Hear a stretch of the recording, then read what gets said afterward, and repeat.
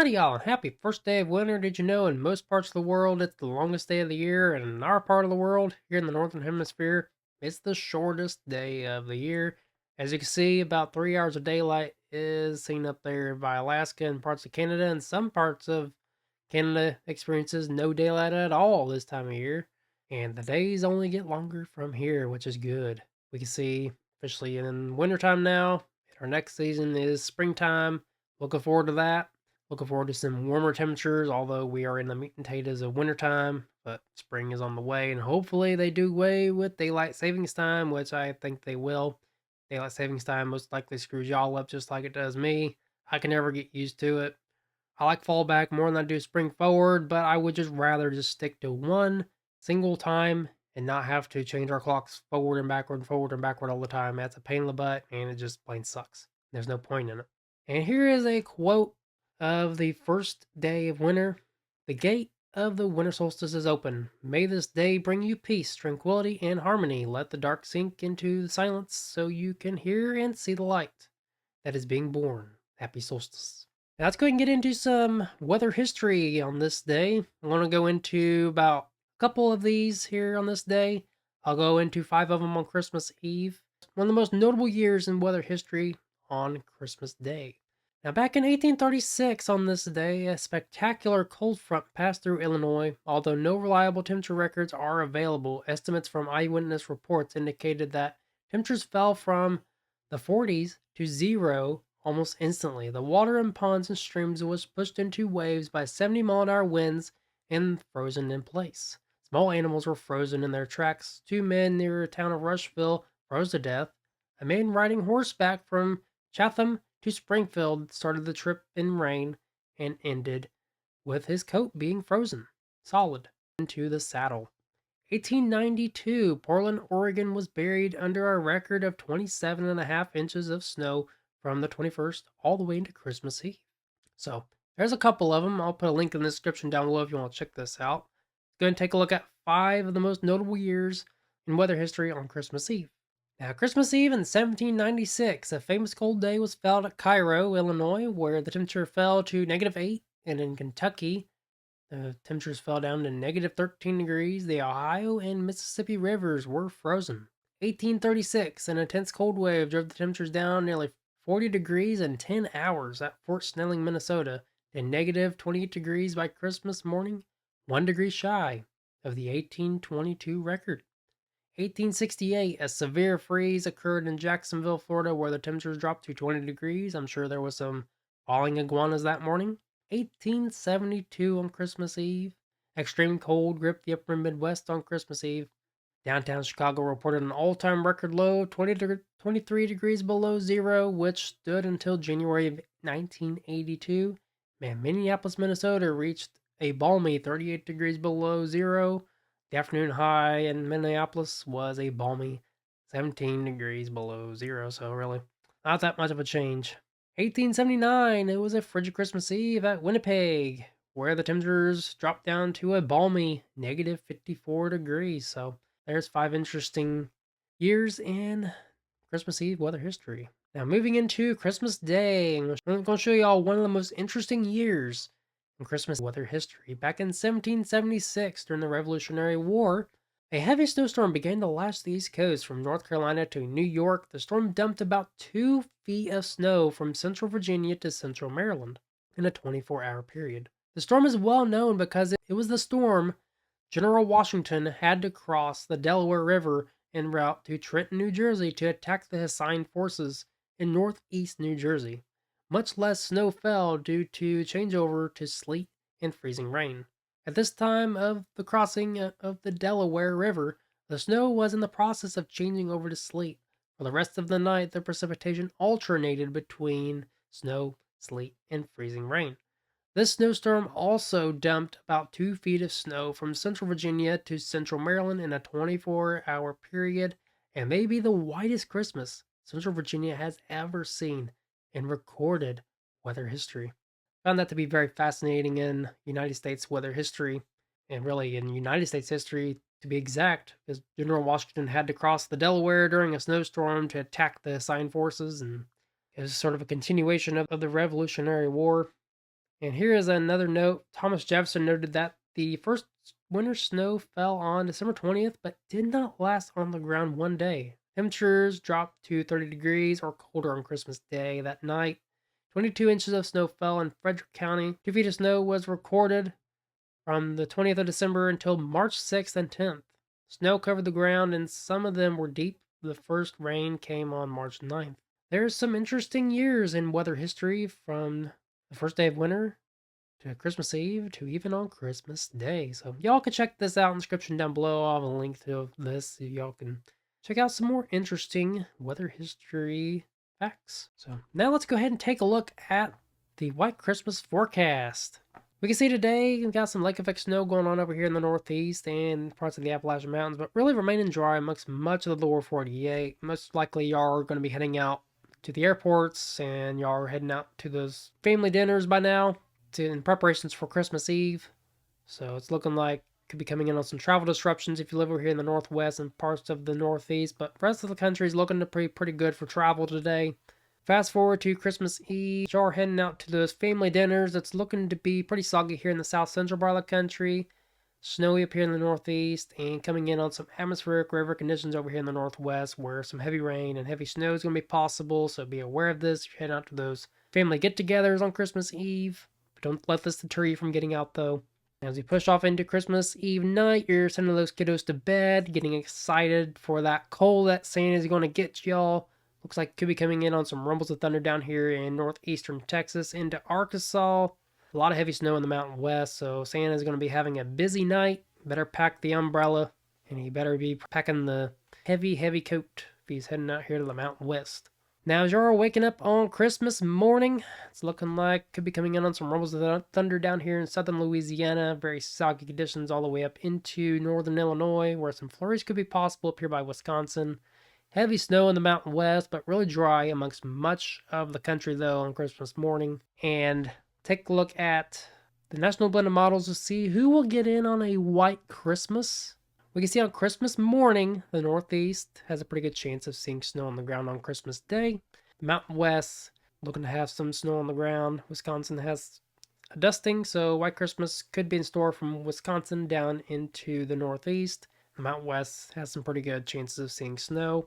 Now, I did create my own graphic for the white Christmas probabilities. We can see the Mountain West has a 90% chance of seeing snow on Christmas morning. The Northeast has a 60% chance. And looks like much of the central and north central part of the country, I gave y'all a 5% chance because Wisconsin's going to have a dusting. Not looking likely that the south central and central part of the country or even the Ohio Valley is going to be getting in on any sort of snow at all. And of course, the deep south, I gave y'all a very generous 1% chance. That's very generous. Y'all ain't gonna get on any snow. I just put this here for kicks and giggles, but you never know. Crazier stuff has happened before. So, again, Mountain West, Northeast, pretty good chances of seeing snow on the ground. But rest of the country, not a chance. So, sucks to suck, I guess. But maybe next year we'll get on that white Christmas here in the Ohio Valley. Now, we do got some Christmas Day games going on with my team, the Pittsburgh Steelers, taking on the Kansas City Chiefs. We can see, of course, it's going to be very chilly. I mean, the 30s throughout the whole game, but it's going to be dry, so make sure you bundle up if you're heading out to that game. Hopefully, the Steelers defeat the Kansas City Chiefs. And the next game is going to be out at 4 o'clock. Remember, these games are going to be on Netflix, by the way. We can see the Ravens taking on the Texans. Hopefully the Ravens lose this game.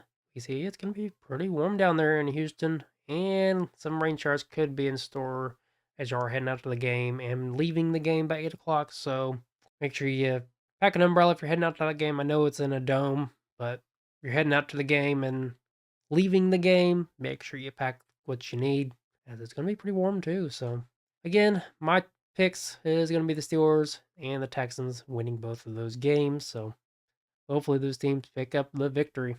Now back to the forecast here. Once we move past Christmas time and those kiddos are kind of bummed out because Christmas is over and they have to wait another 365 days until Santa shows up again and give them coal. It's looking like this soggy pattern is going to start to pick up over here in the eastern half of the country with some lake effect snow going on over here by Buffalo. What else is new with that? Seems like y'all can never get a break from the lake effect snow this time of year. Mountain West is looking like more atmospheric river events could be occurring out there, and it's looking like an active weather pattern is going to be in store with some severe weather picking up over here by Arkansas, so definitely something to keep our eye on. And it's just looking like it's just going to be very soggy after Christmas. We push off into New Year's. Y'all getting ready for those New Year's celebrations. I'll have a New Year's forecast up most likely either on Christmas or after Christmas. I'll put that in my January Outlook video, by the way. As it's looking like we could be coming in on a very soggy New Year's Eve. Y'all are heading out to watch the ball drop over here in New York. It's looking like it could be coming in on some soggy conditions potentially. Here in Indiana, we have the IndyCar drop. So it's looking like much of the Ohio Valley and the Northeast is going to be coming in on some very dreary conditions. Subject to change, of course, about 250 some hours out. I'll keep y'all informed next on Facebook, of course, and in my next video. So stay tuned for that, of course. But really, much of the country is looking to be relatively dry, although it's looking to be very cold. We see a trough coming down, bringing those chilly temperatures by New Year's. Of course, on New Year, y'all are having pork and beans and sauerkraut, which is very good. Northeast getting slammed with a snowstorm, and Texas is getting in on a snowstorm potentially. Now, keep in mind, 300 hours out, this won't happen. It could happen, but it won't happen because this is well over 300 hours out. If this does happen, then go ahead and issue that state of emergency because ice storm could be possible, but again, most likely won't happen. This is well over 300 hours out. La La Land. Now, as we take a look at the 6 to 10 day precipitation outlook by the Climate Prediction Center, we can see much of the country is going to be well above average as we're going to be coming into an active weather pattern after we get done with Christmas time. But the southwest and northeast is looking to be a little bit below average. Next 8 to 14 days as we head into the new year, it's looking to be really about the same, except more of the northeast states are coming in on some above average precipitation, which is some good news. Southwest still remaining in a below average trend. As we take a look at the 8 to 14 day U.S. hazards outlook, we can see the Mountain West is coming in on some heavy snow and heavy rain due to this atmospheric river event coming in and just bringing feet of rain and feet of snow. So prepare for this ahead of time. You're all going to be getting slammed again out there. And we're going to be coming in on some heavy precipitation here in the eastern half of the country too on the 28th into the end of the year. A slight risk issued for heavy precipitation. And let's actually take a look at this, by the way, before we get into the temperatures. We're going to take a look at the national blend of models. We can see the precipitation we're going to be getting in on as we head into the new year. This is well out into the future, I know this, but just look at how much precipitation is going to be falling with system after system that's going to be rolling through and potential severe weather events down here by Arkansas and Texas. To the eastern part of the country, about 2 to 4 inches with locally higher amounts possible after Christmas time. The Mountain West are going to be getting slammed after coming in on some atmospheric river-like conditions with about a foot of rainfall possible in Oregon and Washington. So prepare for another atmospheric river after y'all got in on one in November. Snow totals, I would expect about a foot to 2. Of course, locally higher amounts possible in the Mountain West. Y'all are going to be getting slammed here soon, so prepare for this ahead of time. We can see the water vapor that's going to be felt here as we head into the end of the month. Going to go from dry air to some very wet conditions as we head into the end of the month. So just prepare for a lot of heavy precipitation if you live really anywhere here amongst the lower 48. Now, let's go ahead and take a look at the temperatures since we know we're going to be coming in on an active weather pattern after we move past Christmas time. You can see today it's going to be relatively chilly amongst much of the lower 48. Pretty warm down by Texas though, so enjoy that. But as we inch closer to Christmas time, we're going to gradually warm up, cool down, warm up again. And Christmas Eve night is looking to be relatively warm amongst the eastern half of the country, so looks like Santa's going to be sweating his took us off down here by Louisiana. But you better grab that coat as he heads up here into the Mountain West. And then it's looking like after Christmas, we're going to be coming in on a little bit of a warming trend. And this is what's going to spark some severe weather. As you can see, warm air coming to the north, cold air coming to the south. Could result in an uptick in some severe weather down here by Arkansas. But don't get fooled though, because as we head into the new year, the cold air is going to start to win out with some negative temperatures up here by the Dakotas. Now keep in mind, by January 4th, this is 300 hours out, way out into the future. La La Land. Don't rely on this, but what I'm saying is, going to be warming up here in the short term as we head into the end of the month, but it's looking like the cold temperatures are going to start to make a comeback as we head into January. So enjoy these warm temperatures while they last, though. Take a look at the temperature anomalies real quick. We can see much below average out east, above average out west, but this is going to change as we head into Christmas time. See much of the country is in above average temperatures except for the northeast. and part of the East Coast and part of the West Coast as well. Head past Christmas time, about 30 degrees above average over here by Illinois and Indiana, and really much of the country is going to be well above average. Then that's going to change as we head into New Year's Eve and New Year's, as it's looking like that cold air is going to win out, and we're going to go from 30 degrees above average to about 30 degrees below average. So prepare for the cold temperatures as we head into the new year, and don't get used to these warm temperatures because we are still in winter, y'all, unfortunately. Take a look at the temperature outlook for the next 6 to 10 days. We can see just this. We don't need to look at this really. We already know. Heading to the end of the month, getting to above average temperatures, and that's why we're going to have some severe weather down here in Arkansas and Texas. Next 8 to 14 days, really about the same story, but I would expect some below average temperatures to be in store as we head into the new year. So prepare for that ahead of time. And again, don't get used to these warm temperatures as we are in December heading into January.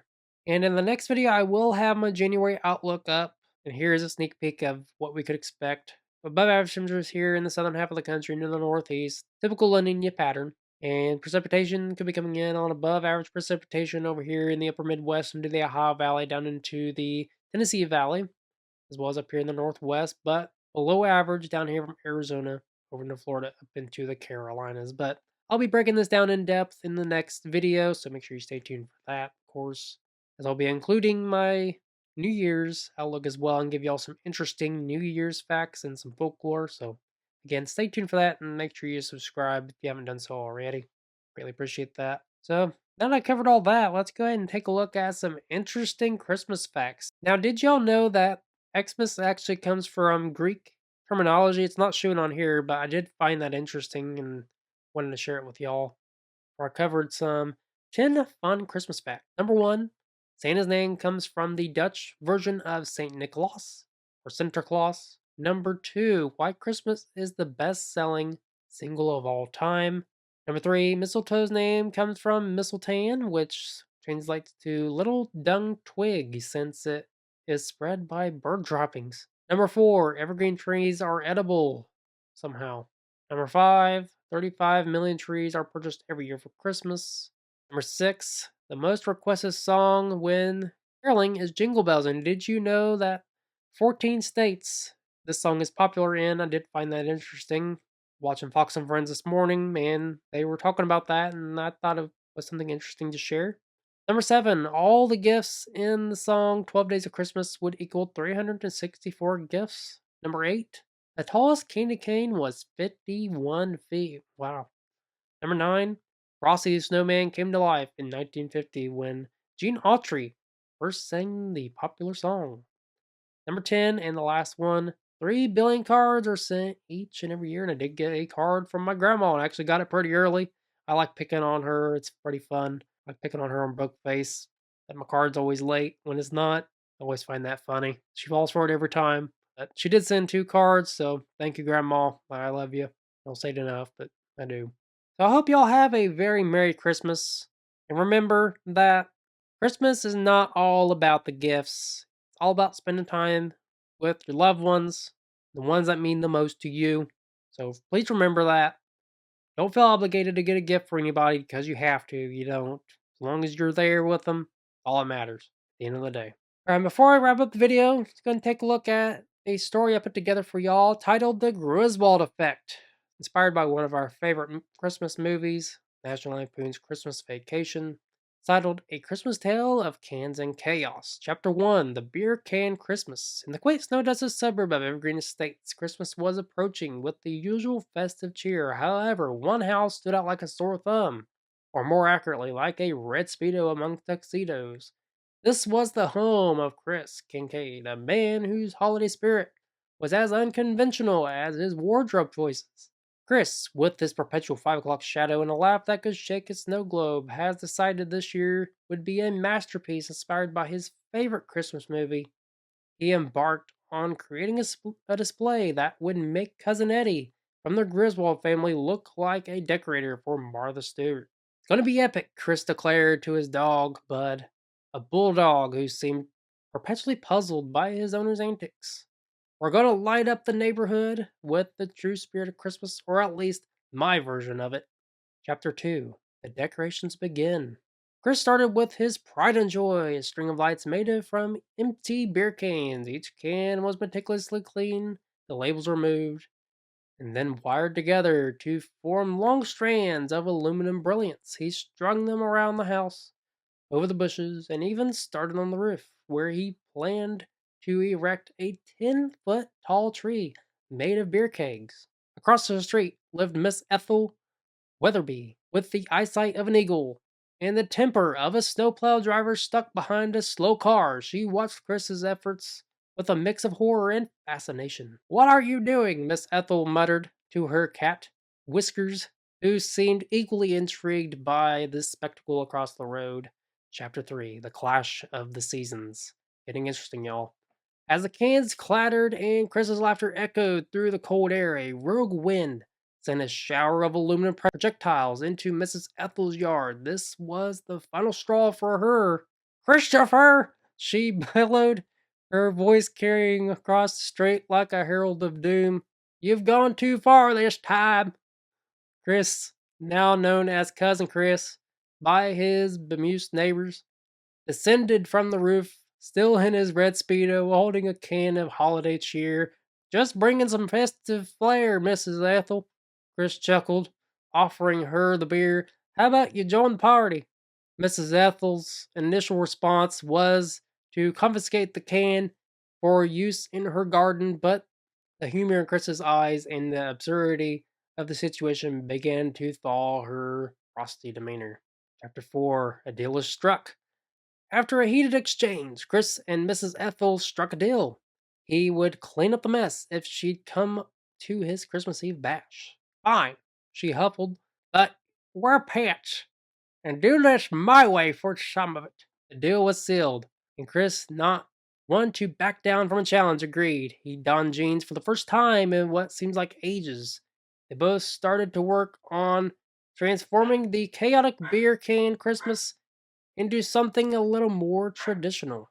Chapter 5: The Christmas Miracle. On Christmas Eve, Evergreen Estates was aglow with lights, but none shined brighter than the house of Chris Kincaid. His beer can lights had been supplemented with vintage lights from Mrs. Ethel's attic, creating a truly unique spectacle. Inside, Chris's party was in full swing, with neighbors initially skeptical, now embracing the odd charm of the event. Mrs. Ethel, surprisingly, was at the center of laughter, recounting tales of Christmases past, her stories mingling with the sound of holiday tunes and the clink of, well, less beer cans than usual. Epilogue: A new tradition. As the night wound down, Chris and Mrs. Ethel sat by the window, watching the snow outside. "You know, Mrs. E," Chris said, "this is the first time I've actually felt the magic of Christmas." Mrs. Ethel smiled, a rare sight. "And this is the first time in 100 years I've seen such an interesting one. Maybe next year we can do something with those beer cans. Like, make a giant snowman out of those beer cans." Chris laughed. "Or a beer can, Angel." And so a new tradition was born in Evergreen Estates, where the spirit of Christmas was found. In the most unexpected places in the neighborhood learned that sometimes the best holiday decorations are those made with laughter, friendship, and a touch of mischief. And to all was good in the neighborhood of Evergreen Estates. So, again, remember what the meaning behind Christmas is. It's not about gifts, it's about spending time with loved ones and the ones that cherish you the most. So always remember that. Don't be obligated to get anybody Christmas gifts. Just remember what the holiday season means to you, whatever makes you happy and gives you fulfillment, because that's what Christmas time is all about. Hope you all enjoyed today's video. If you did, make sure you hit that like and share button to more folks informed about the weather. Also, leave me some feedback in the comment section down below, as feedback helps provide you, the viewer, better and more informative content in the future. Also, make sure to subscribe with bell notifications turned on, because at Here Williams Weather, we try to make weather forecasting fun and informative. I also have a Rumble channel if you want to check that out. It's Williams WX98. I would really appreciate that. So, to sum up this video, basically, it's looking like the Mountain West and the Northeast is going to be getting in on a white Christmas, while the central part of the country, I'd give probably a 5% chance. Down south, I would give it a very generous 1% chance. But after Christmas time, it's looking like a very active weather pattern could be in store with some severe weather down by Arkansas. Could be some back-to-back severe weather days. I'll be keeping an eye on that, of course.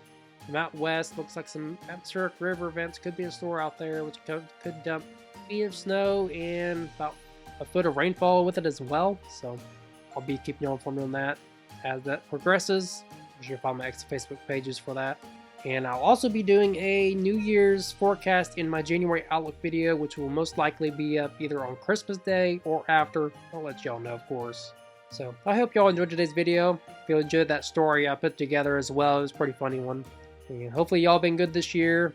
Hopefully y'all get what you wanted, and if you didn't, then don't be feeling too bad about it. As long as you have your health and you're with your family and friends, that's all that really matters at the end of the day. So again, have a great Christmas, and if y'all don't see this before New Year's, and have a Happy New Year as well. Make sure you like, comment, subscribe, by the way, and until next time, never stop forecasting.